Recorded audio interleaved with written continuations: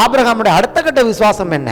நான் மரித்தால் உயிரோடு எழுப்பி தேவன் இந்த வாக்குத்தத்தத்தை நிறைவேற்றுவார் என்று சொன்னால், இப்போ மரணத்துக்கு பின்னே நடக்க வேண்டிய உயிர்த்தெழுதல் நான் உயிரோடு இருக்கும் போதே நடக்கலாம். என்ன நடக்கலாம்? செத்துப்போன இந்த சரீரம் மறுபடியும் அந்த உயிர்த்தெழுதல் வல்லமையினாலே இளமையும் வாலிபத்தையும் அடைந்தால் நான் இந்த பிள்ளையை பெற முடியும். முதல்ல மரணத்தை நோக்கி தன் தேவன் உயிர்ப்பிக்க வல்லவராயிருக்கிறார் என்கிற அவருடைய விசுவாசத்தின் ஒரு வளர்ச்சி ஒரு காலகட்டத்தில் எப்படி மாறிட்டுனா, தன் சரீரம் இளமை அடையக்கூடிய, தன் மனைவியின் கர்ப்பம் மறுபடியும் இளமை அடையக்கூடிய அந்த வல்லமை கர்த்தருடைய வார்த்தையில் இருக்கிறது. கர்த்தர் நன்மையினால் என் வாயை திருப்தியாக்குறார், கழுகுக்கு சமானமாக என் வயது திரும்ப வாழ வயது போலாகிறது என்கிற அந்த விசுவாசத்தை உடையவராய் மாறின பொழுது அந்த உயிர்த்தெழுந்த வல்லமை அவர்கள் 2 பேருடைய சரீரத்தையும் உயிர்ப்பித்தது. தேவன் தான் சொன்னதை நம்முடைய வாழ்க்கையில் நிஜமாக்க தேவனுக்கு இருக்கிற பாசிபிலிட்டி என்ன? ஒன்று, அவர் இல்லாதவைகளை இருக்கிறவைகளை போல அழைக்கிற தேவன். 2வது, அவர் உயிர்ப்பிக்கிற தேவன். அன்னைக்கு ஆபிரகாமுக்கு இருந்த அதே பாசிபிலிட்டி தான் இன்னைக்கு இருக்கு. ஏன்னா நம்ம எல்லாருக்கும் அவன் தகப்பனானான். இன்னைக்கு இருக்கிற பாசிபிலிட்டி தான் நான் சொல்கிறேன். 2000 வருஷம் கழிச்சாலும் அதே பாசிபிலிட்டி தான். அதுக்கு டேட்டே கிடையாது, விசுவாசத்துக்கு டேட்டே கிடையாது. எப்போதும் இது ஒரு காரியம்தான். இந்த 2 நங்கூரங்கள், ஒன்று தேவன் இல்லாதவைகளை இருக்கிறவரை போல் அழைக்கிற தேவனுடைய வார்த்தை அதை செய்யும். இன்னைக்கு அந்த வார்த்தையை நம்மகிட்ட கொடுத்துருக்கிறாரு. நாமும் அப்படி தேவனை போல சொல்லும் பொழுது நம்முடைய வாழ்க்கையில் எப்படி விசுவாசம் கத்துக்கணும்? இப்படிதான் கத்துக்கணும். எப்படின்னா, அதுக்குள்ள ஒரு வல்லமை இருக்கிறது, அதுக்குள்ள ஒரு வெலாசிட்டி இருக்கிறது. அந்த வார்த்தை எப்படி போகணும்?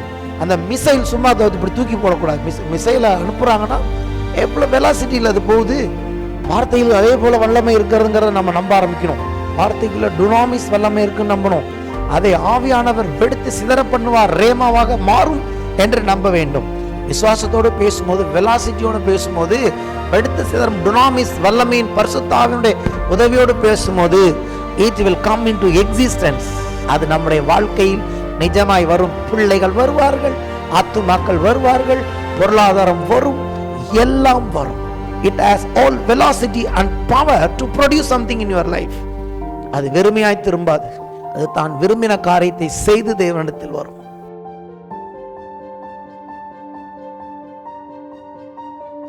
ரோமருக்கு எழுதின நிருபம் 4ஆம் அதிகாரம் 17ஆம் வசனம் முதல் 25ஆம் வசனம் வரை. அநேக ஜாதிகளுக்கு உன்னை தகப்பனாக ஏற்படுத்தினேன் என்று எழுதியிருக்கிறபடி அவன் தான் விசுவாசித்தவருமாய் மரித்தோரை உயிர்ப்பித்து இல்லாதவைகளை இருக்கிறவைகளைப் போல அழைக்கிறவருமாய் இருக்கிற தேவனுக்கு முன்பாக நம் எல்லாருக்கும் தகப்பனானான்.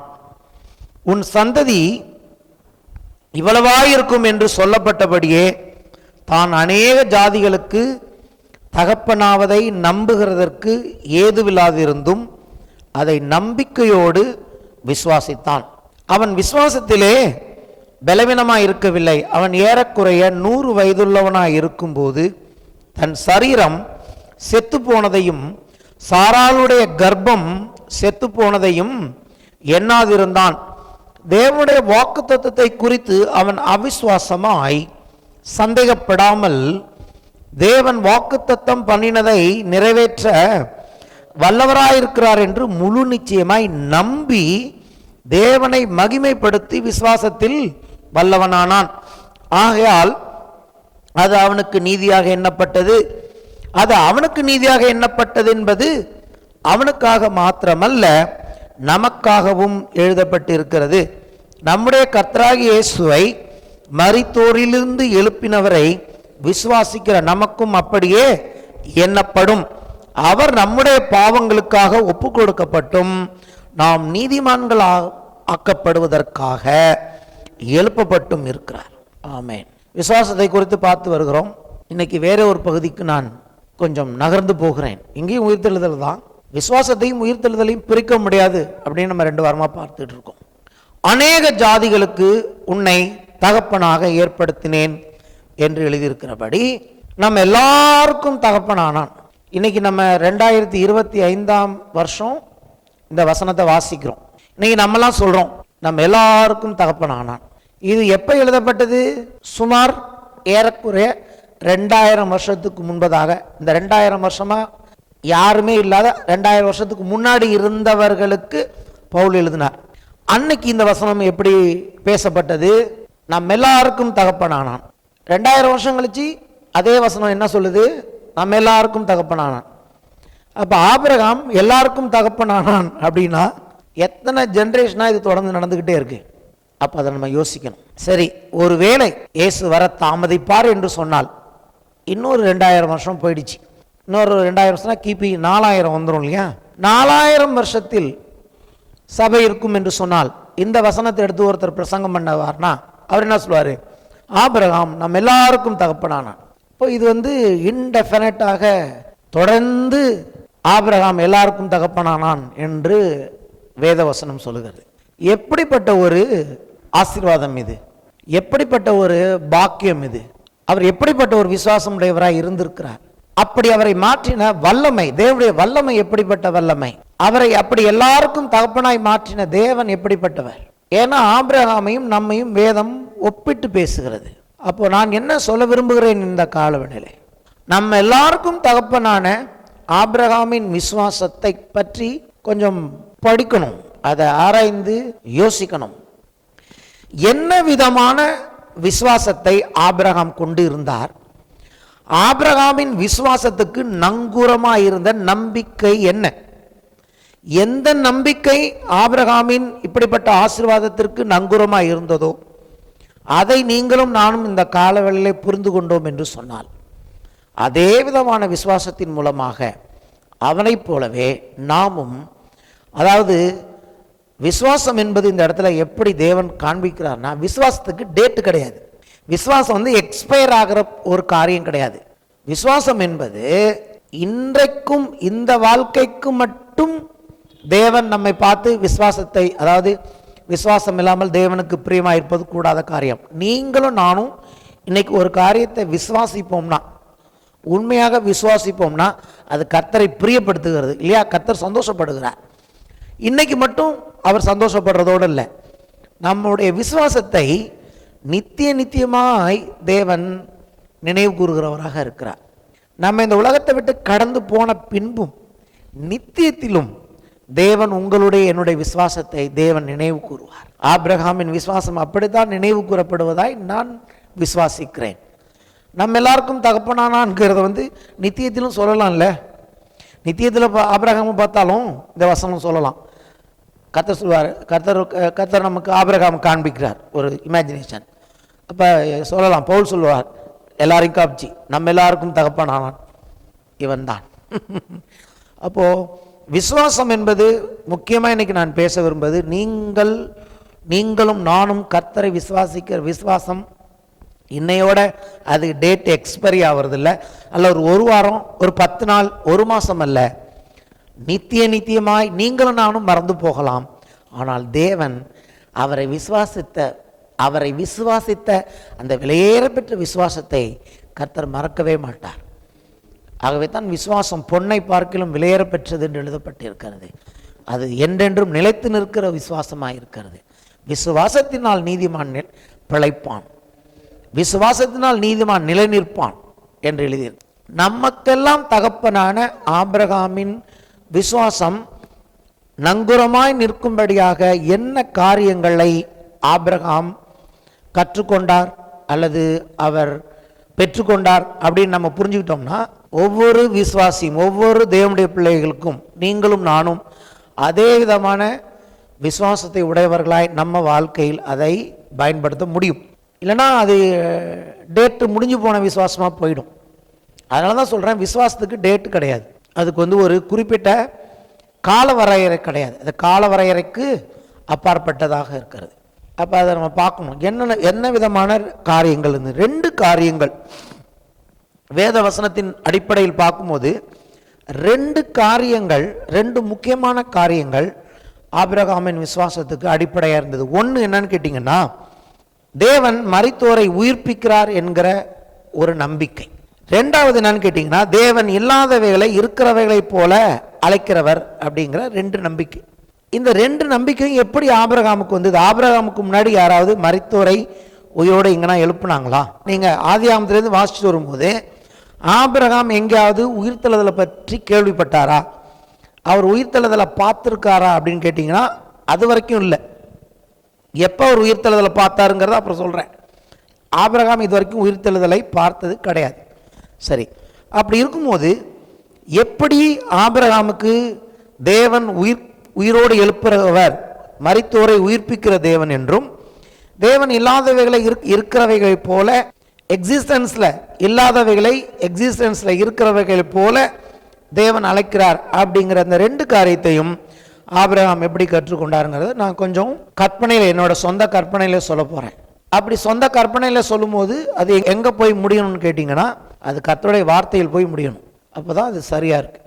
இப்போ என்ன பண்ணுகிறார் கர்த்தர் ஆபிரகாமை பார்த்து, நான் உன்னை ஆசீர்வதிக்கவே ஆசீர்வதித்து உன்னை பெரிய ஜாதி ஆக்குவேன், உன்னை ஜாதிகளுக்கெல்லாம் தேசங்களுக்கு தகப்பனாய் மாற்றுவேன், வானத்து நட்சத்திரங்களைப் போல உன்னை பெருக பண்ணுவேன் அப்படின்னு சொன்னோடனே தேவனை ஆபிரகாம் விசுவாசித்தார். அதாவது தேவன் சொன்னதை செய்ய வல்லவர் என்று விசுவாசித்தார். அந்த விசுவாசம் அவருக்கு நீதியாக எண்ணப்பட்டது அப்படின்ட்டு இருக்கு.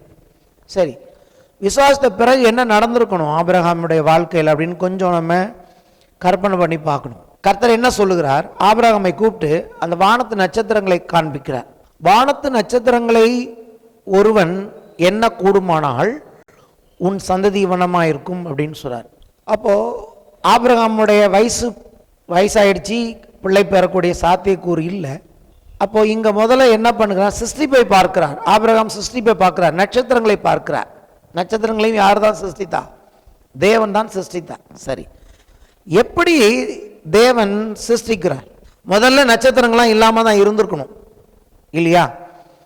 தேவன் சொன்ன பிறகுதான் நட்சத்திரங்கள் உண்டாயிருக்கணும். அப்போ தேவன் சிருஷ்டித்த காலத்துக்கு முந்தைய காலம், தேவன் சிருஷ்டித்ததுக்கு பிந்தைய, அதுக்கு அப்பாற்பட்ட காலம் அப்படின்னு பார்த்தீங்கன்னா ஏதோ ஒரு காலகட்டத்தில் தான் தேவன் இவைகளை சிருஷ்டித்திருக்க வேண்டும். அண்ட வெளியில் இருக்கிற எல்லா நட்சத்திரங்களையும் கர்த்தர் சிருஷ்டித்திருக்க வேண்டும். எப்படி நம்ம சிருஷ்டிப்பு ஆதியாகமத்தில் வாசிக்கிறோம், கர்த்தர் எப்படி சிருஷ்டிக்கிறார், எப்படி இல்லாதவைகளை இருக்கிறவைகளை போல் அழைக்கிறார் அப்படின்னா அவர் என்ன செய்கிறார்? கர்த்தர் பேசுகிறார் இல்லையா? பேசி பேசி தான் எல்லாத்தையும் உண்டாக்குனார். வெளிச்சம் உண்டாக கடவுது என்றார், வெளிச்சம் உண்டாயிற்று. வானவெளியில் நட்சத்திரங்கள் திரளாய் உண்டாக கடவுது அப்படின்னு சொன்னோடனே நட்சத்திரங்கள் உண்டாயிற்று. எப்படி கர்த்தர் இவைகளை சிருஷ்டிக்கிறார் அப்படின்னு பார்க்கும்போது தேவனுடைய வார்த்தையில் அந்த வல்லமை இருக்கிறது. அதை நீங்கள் புரிஞ்சுக்கணும் நான் விரும்புகிறேன். ரெண்டு காரியத்தை கொஞ்சம் டீட்டெயிலாக புரிஞ்சுக்கணும். இன்னைக்கு இதை மட்டும் பார்த்தாலே போதும். கர்த்தர் ஒரு வார்த்தையை சொல்லும் பொழுது எப்படி சிருஷ்டிக்குது அப்படிங்கிறத புரிஞ்சுக்கணும். கர்த்தருடைய வார்த்தை எப்படி எல்லாவற்றையும் சிருஷ்டிக்கிறது என்பதை நம்ம வாழ்க்கையிலே பார்க்கலாம். நம்ம தினந்தோறும் பார்க்கிற காரியங்கள்லேருந்து நம்ம கற்றுக்கலாம். கர்த்தருடைய வார்த்தை, இயேசு சொல்லுகிறார் யோவான் 6ஆம் அதிகாரத்தில், நான் உங்களுக்கு சொல்லுகிற வசனங்கள் ஆவியும் ஜீவனுமாய் இருக்கிறது. கர்த்தருடைய வார்த்தைக்குள்ள என்ன இருக்கு? ரெண்டு காரியங்கள் இருக்கு. ஒன்று ஆவி இருக்கு, இன்னொன்று ஜீவன், உயிர் இருக்கு. என்ன இருக்கு கர்த்தருடைய வார்த்தைக்குள்ள? ஆவி. அது என்ன ஆவினா அவருடைய ஆவி, பரிசுத்த ஆவியானவர் இருக்கிறார். இன்னொன்று என்ன இருக்குன்னு கேட்டிங்கன்னா ஜீவன் இருக்கு. இது ரெண்டையும் பிரிக்க முடியாது. ஆவி வேற ஜீவன் வேறையா? பிரிக்க முடியாது. கர்த்தர் தன்னுடைய வார்த்தையை பேசும்போது அந்த ஆவியானவர் என்ன பண்ணுகிறார்? டுனாமிஸ் வல்லமை என்று சொல்வார்கள், வெடித்து சிதறுகிற வல்லமை. ஆவியானவர் என்ன பண்ணுகிறார்? அந்த வார்த்தையை, அந்த வார்த்தையாக விதையை வெடித்து சிதற பண்ணி அதற்குள் இருக்கிற ஜீவனை வெளிக்கொண்டு வந்து அங்கே சிருஷ்டிப்பு உண்டாகிறது. மறுபடியும் சொல்றேன், கர்த்தர் தன்னுடைய வார்த்தையை பேசும்போது அதன் உள்ளே இருக்கிற ஆவி வெடித்து சிதறும் வல்லமை அந்த வார்த்தையில் வெடிக்க பண்ணி, வார்த்தையை வெடித்து சிதற பண்ணி அதுக்குள்ள இருக்கிற ஜீவனை கொண்டு வந்து எதை அவர் சொன்னாரோ அதை பிறப்பிக்கிறார். எங்கேதுங்க ரீல் விடுறீங்க அப்படின்னு கேட்டால் சொல்கிறேன். எப்படின்னு, விதை இருக்கு, நம்ம விதை வச்சிருக்கிறோம், விதைக்கிறோம். விதை விதைக்குள்ள அந்த ஜீவன் இருக்கு. அது என்ன விதமான காரியத்தை ப்ரொடியூஸ் பண்ணுமோ அந்த விதைக்குள்ள அந்த ஜீவன் இருக்கு, ஆவி இருக்கு. ஆனால் அந்த விதையை நீங்கள் என்னைக்கெல்லாம் பாக்ஸில் வச்சுருந்தீங்கன்னா அந்த விதையை ஒரு நாளும் ப்ரொடியூஸ் பண்ண போதில்லை.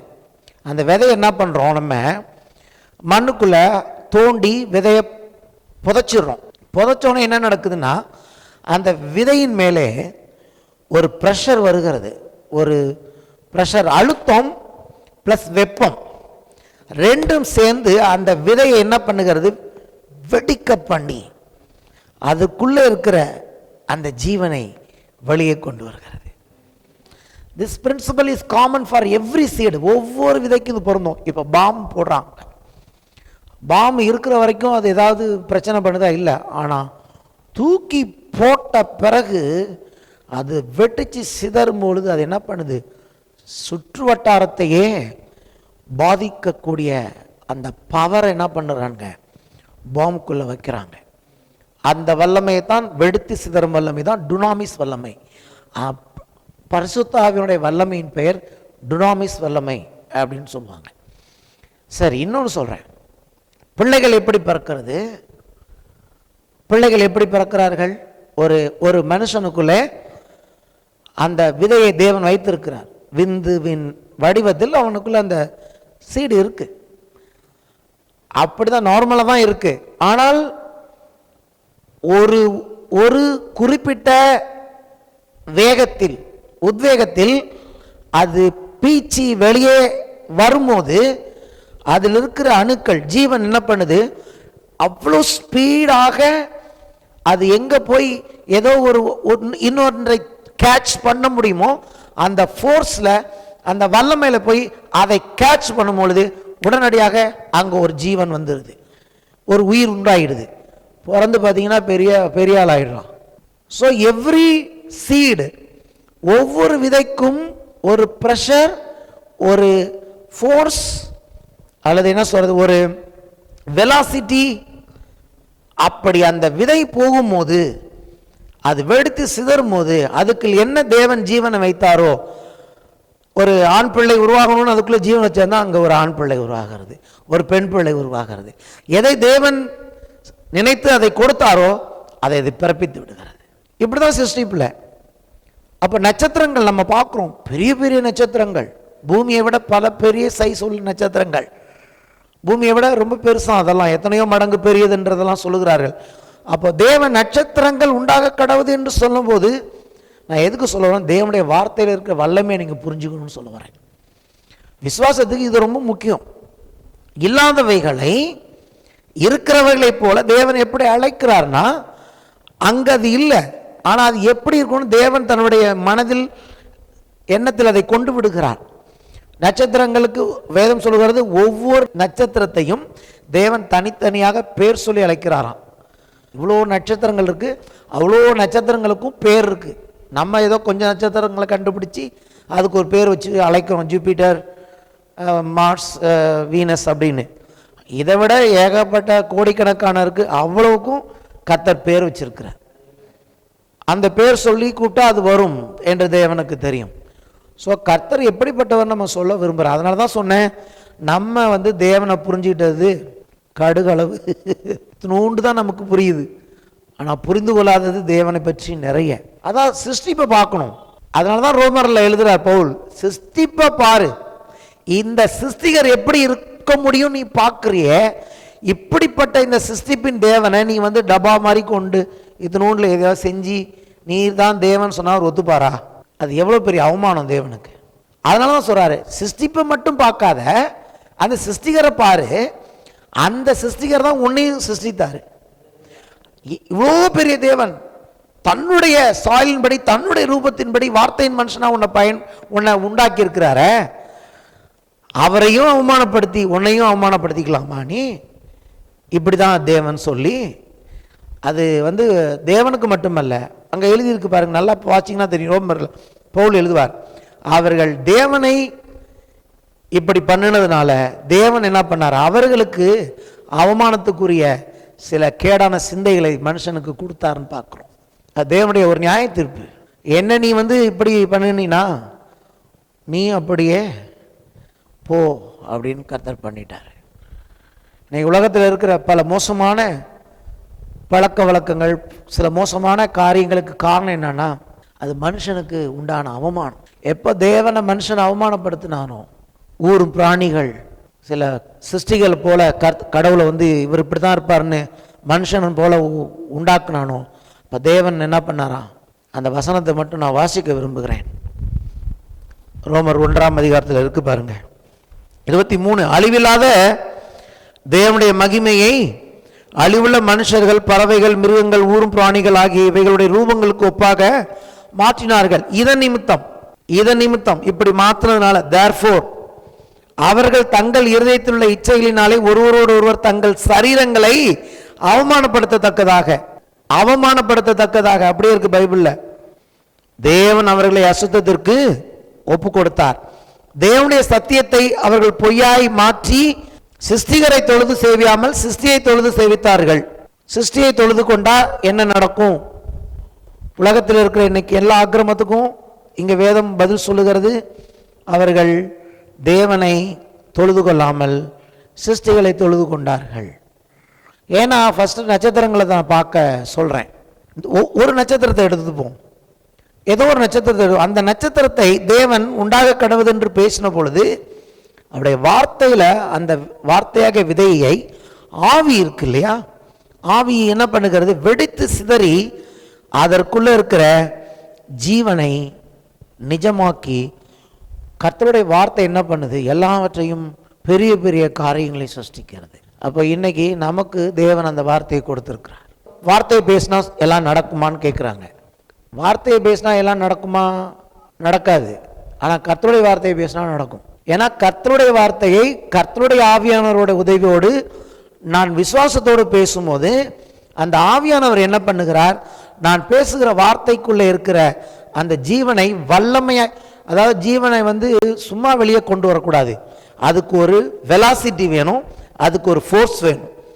எப்படி அந்த ஸ்பெர்ம், அந்த விந்து, அதில் இருக்கிற உயிரணு ஒரு வெலாசிட்டியில் போய் அங்கே சேருதோ, அப்படி கர்த்தருடைய வார்த்தையை நான் பேசும்போது அதில் இருக்கிற அந்த ஜீவனை ஒரு வெலாசிட்டியில் ஒரு வல்லமையோடு கூட புறப்பட பண்ணும்போது, ஆவியானவர் அதை புறப்பட பண்ணும்போது அந்த வார்த்தை நிஜமாகிறது. இன்னும் கொஞ்சம் நான் சொல்கிறேன். எழுதப்பட்ட நிறைய வார்த்தைகள் தேவன் வேதம் ஃபுல்லாக எழுதி கொடுத்துருக்கிறாரு. எழுதப்பட்ட வார்த்தைகளாக இருக்குது. இது எப்படின்னு கேட்டிங்கன்னா, விதைகள் பாக்கெட்டில் இருக்குல்ல, அது போல் வேதம் நம்ம கையில் இருக்குது.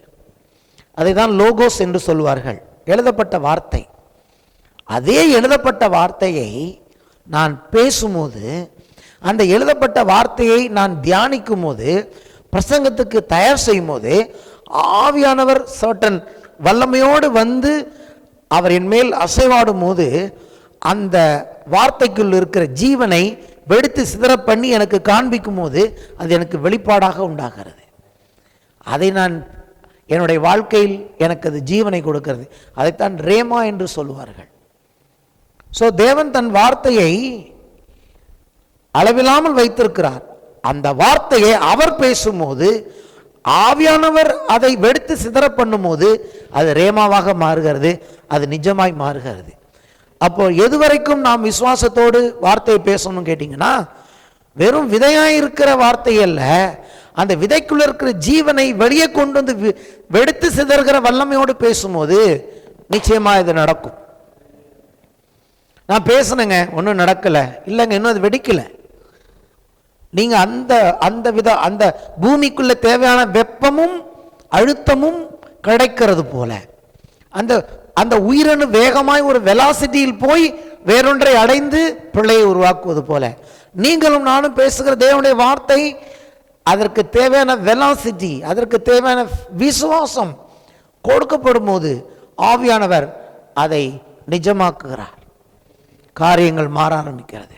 அப்போ ஒன்று பார்க்கிறார் ஆபிரகாம், நட்சத்திரங்களை காமிச்சார். அப்போ தேவன் எப்படி நட்சத்திரங்களை சிருஷ்டித்தாரோ அப்படி தேவனுடைய வார்த்தை, எனக்கு வயசாயிடுச்சு ஆனாலும் அந்த வார்த்தை என்ன செய்யும்? அந்த வல்லமை ஒரு நாள் நிச்சயமாக எனக்கு பிள்ளை பெற என்னை உரியவனாய் மாற்றும் என்று அவர் விசுவாசித்தார். எப்போதுமே கர்த்தர் ஏதாவது ஒன்று சொல்றார்னா, ஒரு உதாரணத்துக்கு எடுத்துங்க, கேள்வி வருவது தப்பல்ல. கர்த்தருடைய வார்த்தையை வாக்குத்தத்தத்தை நீங்கள் நானும் பார்க்கும்போது இது எப்படி ஆகும் அப்படிங்கிற கேள்வி தப்பு இல்லை. கேள்வி வேறு, இந்த காலையில் புரிஞ்சுங்க, கேள்வி வேற, சந்தேகம் வேற. சொல்லுமா, கேள்வி நல்லது, ஆனால் சந்தேகம் நல்லது கிடையாது. கேள்விகள் எதன் அடிப்படையில் கேட்கும்னு கேட்டிங்கன்னா, கர்த்தர் சொல்லியிருக்கிறார், நிச்சயமாக நிறைவேறும், அது எப்படி நிறைவேறும் அப்படி வரணும்.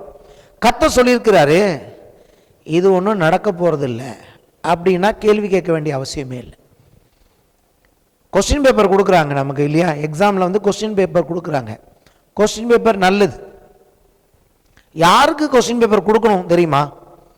யாருக்கு கொஸ்டின் பேப்பர் கொடுக்கணும்? படித்த பிள்ளைகளுக்கு தான் கொஸ்டின் பேப்பர் கொடுக்கணும். யாருக்கு கொஸ்டின் பேப்பர் கொடுக்கணும்? படித்த பசங்களுக்கு தான். படித்து ஒழுங்காக ப்ரிப்பேர் பண்ணிட்டு வர பிள்ளைங்களுக்கு தான் கொஸ்டின் பேப்பர் கொடுக்கணும். படிக்கவே இல்லை, கிளாஸ் அட்டன் பண்ணிட்டு ஊர் சுற்றிட்டு சினிமா பார்த்துட்டு ஒன்றுமே தெரியாதவனுக்கு கொஸ்டின் பேப்பரை பார்த்தா பயமாக தான் இருக்கும். அது அவனுக்கு கொஸ்டின் பேப்பரே கொடுக்க வேண்டிய அவசியம் இல்லை. ஏன் தெரியுமா உங்களுக்கு சொல்கிறேன்? முதல்ல அவனுக்கு கொஸ்டினே புரியாது. படித்தா தான் கொஸ்டின் புரியும். நம்ம நினச்சிக்கிறோம் படித்தா தான் பதில் எழுத முடியும்னு. நான் சொல்கிறேன் படித்தா தான் அந்த கேள்வியே என்னன்னு புரியும். ஒரு கேள்வி எடுத்துகிட்டு முதல்ல கேள்வியை நல்லா, நாங்கள் அப்படி தான் சொல்லுவாங்க எக்ஸாம் எழுதும்போது, என்ன கேட்டிருக்காங்கன்னு கொஞ்சம் நல்லா பாருங்கன்னு. ஐசக் நியூட்டன் பார்த்தோன்னே ஏதோ ஒன்று எழுதக்கூடாது. சர் ஐசக் நியூட்டன் பார்த்தோன்னே அதில் ஃபஸ்ட் லாவா செகண்ட் லாவா நிறையா இருக்குல்ல, அப்படி தான். இப்போ நீட் எக்ஸாம் எழுதுகிறாங்கள பிள்ளைங்க, நீட் எக்ஸாமில் முக்கியமானது பதில் கிடையாது, கேள்வி தான். ஏன்னு கேட்டிங்கன்னா 4 பதில் கொடுத்துருந்தாங்கன்னா 4மே சரியான பதில் போல் இருக்கும். அப்போ எந்த சரியான பதிலை எழுதணுங்கிறத புரிஞ்சுக்கணுன்னா முதல்ல கேள்வியை சரியாய் புரிந்து கொண்டால், கேள்வியோட ஆழம் புரிஞ்சாதான் நீங்கள் பதிலே சொல்ல முடியும். அப்போ கேள்விகள் கேட்பது தவறு கிடையாது. வேதத்தில் 2 பேர் கேள்வி கேட்டாங்க.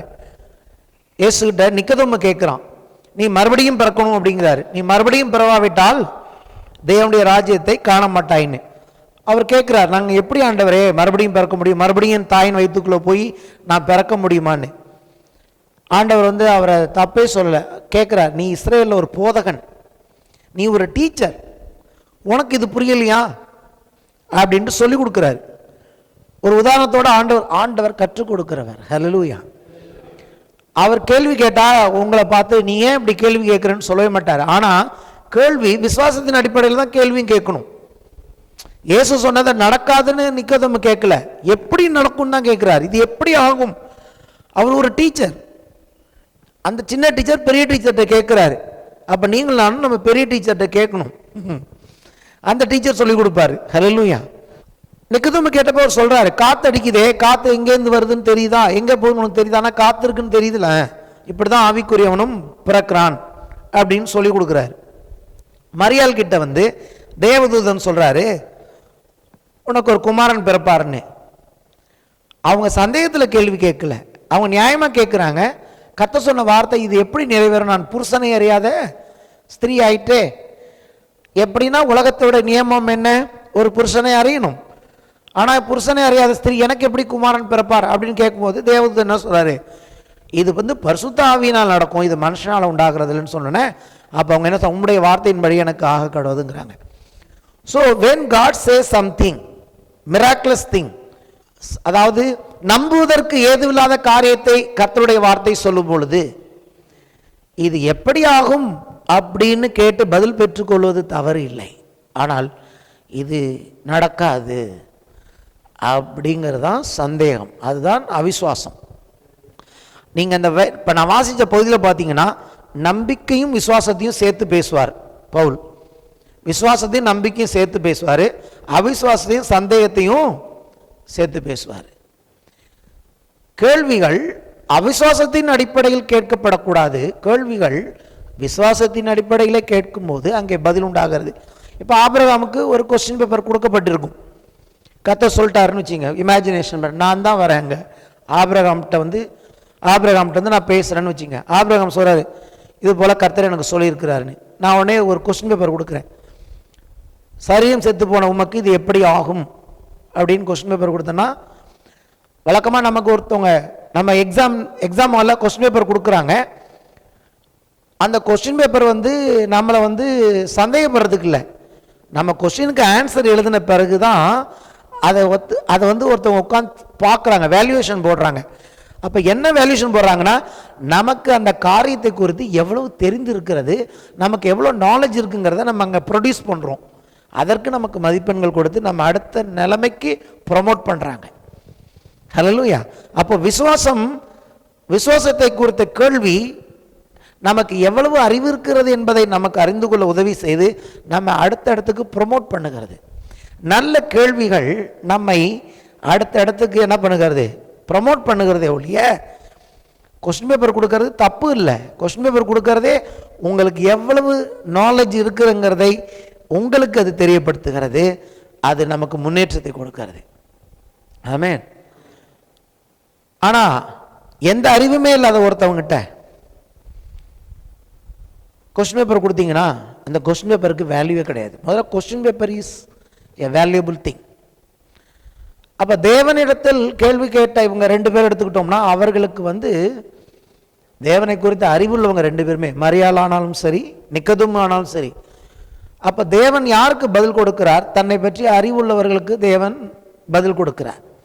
தன்னை பற்றிய அறிவு விசுவாசம் உள்ளவர்களுக்கு தேவன் கற்றுக் கொடுக்கிறார். தேவனை பற்றி எதுவுமே தெரியாதவங்களுடைய கேள்விகளுக்கு தேவன் என்ன பண்ணுவதில்லை, பதில் சொல்வது இல்லை. அவருக்கு தெரியும், சொன்னாலும் வீண், அவனுக்கு சொன்னாலும் புரியாது. இன்னைக்கு காலையில் நான் பேசிகிட்டு இருக்கிறவங்களாம் யாருன்னா, நான் சொன்னால் அதை புரிந்து கொள்ளக்கூடியவர்களுக்கு நான் பேசி கொண்டிருக்கிறேன். ஆமென். சரி, இப்போ 2 விஷயங்கள் ஆபிரகாமின் விசுவாசத்துக்கு நங்கூரமாக இருக்குது. ஒன்று என்னன்னா, கர்த்தர் ஒன்று சொன்னார்னா கர்த்தருடைய வார்த்தையில் ஜீவன் இருக்கிறது, அதுக்கு ஒரு வெலாசிட்டி இருக்கிறது, அதுக்கு ஒரு வல்லமை இருக்கிறது. அது என்ன பண்ணும், அவர் பேசும்பொழுது அந்த வார்த்தைக்குள்ளிருந்து வல்லமை வெடித்து சிதறி உள்ளே இருக்கிற ஜீவனை கொண்டு அது பிறப்பிக்கும். தேவன் இல்லாதவைகளை இருக்கிறவைகளை போல அழைக்கிற தேவன். This is the first anchor for the faith of Abraham. ஆபிரகாமின் விசுவாசத்தின் முதல் நங்கூரம் தேவனை பற்றி அவர் அறிந்திருந்த ஒரு காரியம், அவர் இல்லாதவைகளை இருக்கிறவைகளை போல அழைக்கிற தேவன். சரி, 2வது காரியம் என்ன? யோவான் 6:63 இருக்கு அந்த வசனம். ஆவியே உயிர்ப்பிக்கிறது, மாம்சமானது ஒன்றுக்கும் உதவாது. நான் உங்களுக்கு சொல்லுகிற வசனங்கள் ஆவியும் ஜீவனுமாய் இருக்கிறது. அதாவது ஒரு மொழிபெயர்ப்பு சொல்லுகிறது, இந்த வார்த்தையின் பெயர் ஸ்பிரிட் வேர்டு. என்ன வேர்டு? Spirit word. எனது ஆவியின் வார்த்தை. கர்த்தருடைய வார்த்தையின் பேர் என்ன? ஆவியின் வார்த்தை. சரி, இப்போ ஒரு காரியத்தை பார்த்துட்டோம். இப்போ 2வது காரியத்தை பார்க்க போகிறோம். அது என்னன்னு கேட்டிங்கன்னா, சிருஷ்டிப்பை பார்த்தாரு, தேவன் எப்படி நட்சத்திரங்களை உண்டாக்கினான்னு பார்த்தாரு. அப்போ நட்சத்திரங்களை எப்படி தேவன் உண்டாக்கினாரோ அப்படி என்னுடைய வாழ்க்கையிலும் என் சந்ததியை உண்டாக்க அவர் வார்த்தையில் வல்லமை இருக்கிறது. தேவன் இல்லாதவைகளை இருக்கிறவைகள் போல அழைக்கிற தேவன் அப்படிங்கிற முடிவுக்கு ஆபிரகாம் வந்துட்டார். இன்னொரு காரியம், 2வது கொஸ்டின் ஆபிரகாமுக்கு கொடுக்கப்பட்டது. எப்படி உன்னுடைய சந்ததி உருவாக போகிறது? உன்னுடைய வயசை பாரு. ஒன்று, தேவன் சொன்ன வார்த்தையில் வல்லமை இருக்கு, அதனால அது உண்டாயிடும். ஓகே, உன் சந்ததி உண்டாயிடும். சரீரத்தை பாரு, சரீரம் ஏறக்குறைய 100 வயசு ஆயிடுச்சே. இன்னொரு காரியத்தை ஆபிரகாம் புரிஞ்சுக்கணும். அது என்னன்னு கேட்டிங்கன்னா, தேவன் மரித்தோரை உயிர்ப்பிக்கிறவன். எப்படி இது இவருக்கு இந்த கேள்விக்கு அவருக்கு பதில் கிடைச்சிருக்கும்? இதுவும் என்னுடைய கற்பனைனா இது ஒரு நல்ல கற்பனை, விசுவாசத்திற்கு ஏற்ற கற்பனை. ஆபிரகாமுக்கு இப்போ 100 வயசு ஆகலை, 99னே வச்சுங்க. சரி, ஆபிரகாம் பார்க்கிறார், வழக்கமாக எல்லாருமே என்ன பண்ணுறாங்க, ஒரு நாள் மரித்து விடுவார்கள் அப்படின்னு ஆபிரகாமுக்கு தெரியும். ஆபிரகாமோட அப்பா மரிச்சாரு, ஆபிரகாமோட சொந்தக்காரங்க நிறைய பேர் மரிச்சிருக்காங்க. ஆபிரகாம் பிறந்ததுலேருந்து நிச்சயமாக மரணத்தை பார்த்துருப்பாரா இல்லையா? மரணத்தை ஆனால் உயிர்த்தெழுதல் அவர் பார்த்ததில்லை. இப்போ ஆபிரகாமுக்கு ஒரு விஷயம் தோணுது, வானத்தின் நட்சத்திரங்களை போல என் சந்ததியை பெருக பண்ணுவேன் கர்த்தர் சொல்லியிருக்கிறார். ஆனால் நானும் கிட்டத்தட்ட மரணத்துக்கு வந்துட்டேன். உயிர்த்தெழுதலை புரிஞ்சுக்கிறதுக்கு மரணம் உதவி செய்ததுங்கிறது தான் என்னுடைய பாயிண்ட். என்ன நடக்கணும்? இன்னும் கொஞ்ச நாளில் ஆபிரகாம் இப்படி தான் நினச்சிருப்பார். இன்னும் கொஞ்ச நாள் என்ன நடக்கணும்? நான் மரிக்க வேண்டும். எல்லாரும் மரித்தார்கள். எங்கள் அப்பா தேராவை கூட மரித்தார், என் சொந்தக்காரவங்களாம் மரித்தாங்க. இப்போ நானும் வயசாகிட்டு, நானும் மரிக்க வேண்டும். சரி, நான் மரிச்சிட்டேன்னு வச்சுங்க, உயிரோடு இருக்கிறது அப்புறம். நான் மரித்து விட்டால் இந்த வாக்கு தத்தம் எப்படி நிறைவேறும்? எனக்கு வயதாகிவிட்டது, நான் மரிக்க போகிறேன். நான் மரித்த பிறகு கர்த்தருடைய வாக்கு தத்தம் எப்படி நிறைவேறும்? ஒரு பெரிய சந்ததி எப்படி உண்டாகும் அப்படின்னா, அப்போ ஆபிரகாமுக்கு தோண்டிருக்கும், நான் ஒருவேளை மரித்து விட்டால், ஆனால் வாக்கு தத்தம் நிச்சயமாக நிறைவேறிதான் ஆகணும். அது எனக்கு சந்தேகமே கிடையாது. கர்த்தர் சொன்னால் அது நிறைவேறும். அதை நம்பிக்கையோடு விசுவாசிக்கிறேன். ஆனால் நான் மரித்தால் எப்படி நிறைவேற முடியும்? அப்போ ஒன்று நடக்கணும். ஒருவேளை நான் மரித்து விட்டால் கர்த்தர் என்ன செஞ்சாகணும்? கர்த்தருக்கு என்ன பாசிபிலிட்டி இருக்குது? என்ன பாசிபிலிட்டி இருக்குது கர்த்தருக்கு? என்னை உயிரோட மறுபடியும் எழுப்புனாதான் இந்த வாக்குத்தத்தம் நிறைவேற முடியும். அல்லேலூயா. அப்போ முதலாக உயிர்த்தெழுதல் எப்படி அவருக்குள்ள வருதுன்னா கேள்வினால் வருகிறது. நான் மரிக்கும் வயதிற்கு வந்து விட்டேன், என்னை சேர்ந்த எல்லாருமே மரித்து கொண்டு இருக்கிறார்கள், இதன் மத்தியில் நானும் மரிக்கும் தருவாய்க்கு வந்துட்டேன். ஒருவேளை நான் மரித்து விட்டால், நான் மரிப்பதை பற்றி எனக்கு அப்போ மரணம் கர்த்தருடைய வார்த்தைக்கு முன்னதாக மரணம் ஒரு பெரிய விஷயமே கிடையாது. ஒருவேளை நான் வயதான மனிதனாகி நான் மரித்தாலும் கர்த்தருடைய வாக்குத்தத்தத்தின் நிறைவேறுதலை கர்த்தருக்கு இருக்கிற பாசிபிலிட்டி, அவர் என்னை உயிரோடு எழுப்பிதான் ஆக வேண்டும். அவர் என்னை உயிரோடு எழுப்பினார் என்று சொன்னால் அப்பொழுது இந்த வாக்குத்தத்தம் நிறைவேறும். அப்ப ரெண்டு காரியத்தை பார்க்கிறார். ஒன்று, தேவன் சிருஷ்டிப்பை பார்க்கும்போது அவர் இல்லாதவைகளை இருக்கிறவைகளை போல அழைக்கிற தேவன். ரெண்டாவது, அவர் மரித்தோரை உயிர்ப்பிக்கிற தேவனாய் இருந்தால் மாத்திரமே இப்படிப்பட்ட வயதான எனக்கு ஒரு சந்ததி உருவாக முடியும். ஆகவே மரணம் என் கண்முன் நின்னால் நான் மரணத்தை பார்த்து பயப்பட மாட்டேன். ஏனென்றால் இந்த மரணத்திலிருந்து தேவன் என்னை எழுப்ப வல்லவராக இருக்கிறார். அப்போ சரி, உயிர்த்தெழுதல்ங்கிற ஒரு கான்செப்ட் இப்போ பரிசுத்த ஆவியானவராலே ஆபிரகாமுக்கு கொடுக்கப்படுகிறது இல்லையா? அப்போ ஆபிரகாமுடைய அடுத்த கட்ட விசுவாசம் என்ன? நான் மரித்தால் உயிரோடு எழுப்பி தேவன் இந்த வாக்குத்தத்தத்தை நிறைவேற்றுவார் என்று சொன்னால், இப்போ மரணத்துக்கு பின்னே நடக்க வேண்டிய உயிர்த்தெழுதல் நான் உயிரோடு இருக்கும் போதே நடக்கலாம். என்ன நடக்கலாம்? செத்துப்போன இந்த சரீரம் மறுபடியும் அந்த உயிர்த்தெழுதல் வல்லமையினாலே இளமையும் வாலிபத்தையும் அடைந்தால் நான் இந்த பிள்ளையை பெற முடியும். முதல்ல மரணத்தை நோக்கி தன் தேவன் உயிர்ப்பிக்க வல்லவராயிருக்கிறார் என்கிற அவருடைய விசுவாசத்தின் ஒரு வளர்ச்சி ஒரு காலகட்டத்தில் எப்படி மாறிட்டுனா, தன் சரீரம் இளமை அடையக்கூடிய, தன் மனைவியின் கர்ப்பம் மறுபடியும் இளமை அடையக்கூடிய அந்த வல்லமை கர்த்தருடைய வார்த்தையில் இருக்கிறது. கர்த்தர் நன்மையினால் என் வாயை திருப்தியாக்குறார், கழுகுக்கு சமானமாக என் வயது திரும்ப வாழ வயது போலாகிறது என்கிற அந்த விசுவாசத்தை உடையவராய் மாறின பொழுது அந்த உயிர்த்தெழுந்த வல்லமை அவர்கள் ரெண்டு பேருடைய சரீரத்தையும் உயிர்ப்பித்தது. இது அவருக்காக நான் பேசிட்டு இல்லை, நமக்காக பேசிட்டு இருக்கேன். என்ன பாசிபிலிட்டி இருக்கு தேவனுக்கு? தேவன் தான் சொன்னதை நம்முடைய வாழ்க்கையில் நிஜமாக்க தேவனுக்கு இருக்கிற பாசிபிலிட்டி என்ன? ஒன்று, அவர் இல்லாதவைகளை இருக்கிறவைகளை போல அழைக்கிற தேவன். ரெண்டாவது, அவர் உயிர்ப்பிக்கிற தேவன். அன்னைக்கு ஆபிரகாமுக்கு இருந்த அதே பாசிபிலிட்டி தான் இன்னைக்கு இருக்கு. ஏன்னா நம்ம எல்லாருக்கும் அவன் தகப்பனானான். இன்னைக்கு இருக்கிற பாசிபிலிட்டி தான் நான் சொல்கிறேன். 2000 வருஷம் கழிச்சாலும் அதே பாசிபிலிட்டி தான். அதுக்கு டேட்டே கிடையாது, விசுவாசத்துக்கு டேட்டே கிடையாது. எப்போதும் இது ஒரு காரியம்தான். These are the two anchors. இந்த ரெண்டு நங்கூரங்கள். ஒன்று, தேவன் இல்லாதவைகளை இருக்கிறவரை போல் அழைக்கிற தேவனுடைய வார்த்தை அதை செய்யும். இன்னைக்கும் அந்த வார்த்தையை நம்மகிட்ட கொடுத்துருக்கிறாரு. நாமும் அப்படி தேவனை போல சொல்லும் பொழுது நம்முடைய வாழ்க்கையில் எப்படி விசுவாசம் கற்றுக்கணும்? இப்படி தான் கற்றுக்கணும். எப்படின்னா, அதற்குள்ள ஒரு வல்லமை இருக்கிறது, அதுக்குள்ள ஒரு வெலாசிட்டி இருக்கிறது. அந்த வெலாசிட்டி, இப்போ அந்த ஏரோப்ளேன் அந்த என்ஜின்ஸ் இருக்குல்ல, அது ஸ்பீடு போக போக வெலாசிட்டி என்ன பண்ணுது? வெலாசிட்டிங்கிறது உந்து விசை. இப்படி போகணும், அந்த வார்த்தை எப்படி போகணும்? அந்த மிசைல் சும்மா இப்படி தூக்கி போடக்கூடாது. மிசைலை அனுப்புகிறாங்கன்னா எவ்வளோ வெலாசிட்டியில் அது போகுது. ராக்கெட் அனுப்புகிறாங்கன்னா என்ன வெலாசிட்டியில் அது போகுது இல்லையா? எத்தனையோ மைல்ஸ் பர் ஹவரில் போகுது. அப்படி போகணும் வார்த்தை. வார்த்தையில் அதே போல் வல்லமை இருக்கிறதுங்கிறத நம்ம நம்ப ஆரம்பிக்கணும். எத்தனை பேர் நான் சொல்கிறது புரியுது? இனிமேல் வார்த்தையை பேசும்போது வார்த்தைக்குள்ள வெலாசிட்டி இருக்குன்னு நம்பணும், வார்த்தைக்குள்ள டுனாமிஸ் வல்லமை இருக்குன்னு நம்பணும். அதை ஆவியானவர் வெடித்து சிதற பண்ணுவார், ரேமாவாக மாறும் என்று நம்ப வேண்டும். சாதாரணமாக பேசும்போது அது சாதாரணமாக இருக்கும். விசுவாசத்தோடு பேசும்போது, வெலாசிட்டியோடு பேசும்போது, வெடித்து சிதறும் டுனாமிஸ் வல்லமையின் பரிசுத்த ஆவியினுடைய உதவியோடு பேசும்போது it will come into existence.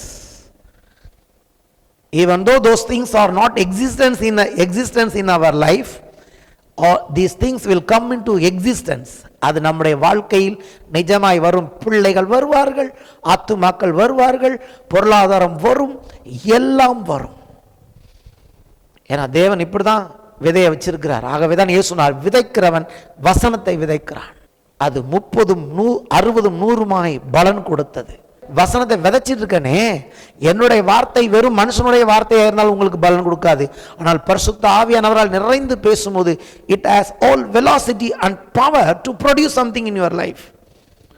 உங்கள் வாழ்க்கையில் நீங்கள் அப்படி உங்கள் இதயத்தை திறந்து கொடுக்கும்போது அங்கே நிச்சயமாக உங்கள் வாழ்க்கையில் அது ஒரு காரியத்தை செய்யும். அது வெறுமையாய் திரும்பாது, அது தான் விரும்பின காரியத்தை செய்து தேவனிடத்தில் வரும். சரி, ஆபிரகாம் இப்படி தான் விசுவாசித்தார் அப்படின்னு நான் ரீல் விடுறேன்னு நினச்சிக்கிட்டிங்கன்னா, அவர் அப்படி தான் விசுவாசித்தாருங்கிறதுக்கு ஒரு சாட்சி காண்பிக்க விரும்புகிறேன். வேதம் எப்பொழுதுமே தன்னுடைய வார்த்தைக்கு சாட்சி கொடுக்கிறது. ஆபிரகாம் எப்படி அதை திருப்பி, அதாவது அதே விசுவாசத்தை தான் அவர் வாழ்க்கையில் எப்போதுமே அவர் செயல்படுத்தினார். எப்படி தெரியுமா? அவருடைய குமாரனாகிய ஈசாக்கை தேவன் பலியிட சொன்னார்ல, பலியிட சொன்னாரா? அப்போ என்ன பண்ணுறாரு? தைரியமாக கிளம்பிட்டார். தன்னுடைய குமாரனாகிய ஈசாக்கை பலியிட தைரியமாக கிளம்புறாரு. என்ன தைரியம்னு கேட்டிங்கன்னா, எபிரேயர் எழுதியிருக்கிறது. எபிரேயர் 11ஆம் அதிகாரம், இதை மட்டும் பார்த்து முடிப்போம். எபிரேயர் 11, 17 முதல் 19ஆம் வசனம். மேலும் விசுவாசத்தினாலே ஆபிரகாம் தான் சோதிக்கப்பட்ட போது ஈசாக்கை பலியாக ஒப்பு கொடுத்தான். பயமே இல்லை. ஏன்? ஏற்கனவே தன்னுடைய வாழ்க்கையில் எதை விசுவாசித்தாரோ அதே விசுவாசத்தை இப்ப தன்னுடைய மகனுடைய வாழ்க்கையில் அவர் அங்க அப்ளை பண்றாரு. ஈசாக்கினத்தில் உன் சந்ததி விளங்கும் என்று அவனோடு சொல்லப்பட்டிருந்ததே. இந்த வசனத்தை அண்டர்லைன் பண்ணிக்கணும். என்ன சொல்லியிருந்தார் கர்த்தர்? இந்த ஈசாக்கு கிட்ட உன் சந்ததி விளங்கும்னு சொல்லியிருந்தார். இவர்கிட்ட என்ன சொல்லியிருந்தாரு? உன் சந்ததி வானத்தின் நட்சத்திரத்தை போல ஆகும் சொல்லியிருந்தார். அப்ப இவர் என்ன விசுவாசித்தாரு? ஒருவேளை நான் மறிச்சிட்டேன்னா இது எப்படி நடக்க முடியும்? கர்த்தர் மரித்தாலும் என்னை உயிரோடு எழுப்பி அவருடைய வாக்குத்தத்தத்தை நிறைவேற்றுவார், அவர் மரித்தோரை உயிர்ப்பிக்கிறவர்னு தான் வாழ்க்கையில் அதை பிராக்டிஸ் பண்ணாரு. இப்ப பையனை கேட்கிறாரு. பையன்கிட்டையும் கர்த்தர் என்ன சொல்லியிருக்காரு? இவன் மூலமா தான் உன் சந்ததி விளங்கும்னு சொல்லியிருந்தார். உன் மூலமாக, அதாவது ஈசாக்கினிடத்தில் உன் சந்ததி விளங்கும் என்று அவனோடு சொல்லப்பட்டிருந்ததே. இப்படிப்பட்ட வாக்குத்தத்தங்களை பெற்றவன் மரித்தோர்ந்து எழுப்ப தேவன் வல்லவராயிருக்கிறார் என்று எண்ணி, எந்த விசுவாசத்தை அவர் பிராக்டிஸ் பண்ணாரோ அதே விசுவாசத்தை எடுத்துட்டு இப்ப பையனுடைய வாழ்க்கையிலும் என்ன பண்றாரு? கர்த்தர் இந்த பையன் மறிச்சாலும், ஏன்னா இவன் மூலமா தான் சந்ததி விளங்கும்னு சொல்லிட்டாரு, அவனையும் உயிரோடு எழுப்பிடுவார், ஈசாக்கையும் உயிரோடு எழுப்பி விடுவார் என்று சொல்லி தனக்கு ஒரே பேரானவனை பலியாக ஒப்பு கொடுத்தான். மரித்தோரிலிருந்து அவனை பாவனையாக திரும்பவும் பெற்றுக்கொண்டான். இப்படிப்பட்ட நம்பிக்கையோடு கொடுத்தப்ப கர்த்தர் என்ன பண்ணாரு? அவருடைய விசுவாசத்தின்படி அங்கே திருப்பி கொடுத்துட்டார். ஏன்னா அவருக்கு பதிலாக வேறே ஒரு ஆட்டுக்கடாவை இங்கே தேவன் ஒப்பு கொடுத்தார். அப்பதான் சொல்றாங்க, அந்த ஆட்டுக்கடாவை தேவன் காண்பித்த அந்த ஆட்டுக்கடாவை ஈசாக்குக்கு பதிலாக ஆபிரகாம் பலி செலுத்தின பொழுது ஆபிரகாமுடைய கண்களை திறந்து கர்த்தர் எப்படி இயேசு இது போல பலியாவார் என்பதை அவருக்கு காண்பித்தாராம். இயேசு எப்படி உயிரோடு எழும்புவார், உயிர் தெழுவார் என்பதை ஆபிரகாம் பார்த்தார் என்று சொல்லுகிறார்கள். ஆகவே தான் இயேசுகிட்ட கேள்வி கேட்கும்போது இயேசு சொல்றாரே, ஆபிரகாம் என் நாளைக்கான ஆசையாக இருந்தான், கண்டு கலிகுந்தான் என்று மெய்யாகவே மெய்யாகவே உங்களுக்கு சொல்லுகிறேன். எப்போ உயிர்த்தெழுதலை 2 வாட்டி பிராக்டிஸ் பண்ணாரு. தான் வாழ்க்கையில் பிராக்டிஸ் பண்ணாரு, தன் பையனோட வாழ்க்கையில் பிராக்டிஸ் பண்ணாரு. அப்படி 2 முறை பிராக்டிஸ் பண்ணும்போது கர்த்தர் என்ன பண்ணாரு? சில 1000 வருஷங்களுக்கு பிறகு இது எப்படி உண்மையாகவே இயேசு கிறிஸ்துவின் மூலமாக இது நிறைவேறும் என்பதையும் தேவன் அவருக்கு காண்பித்தார்.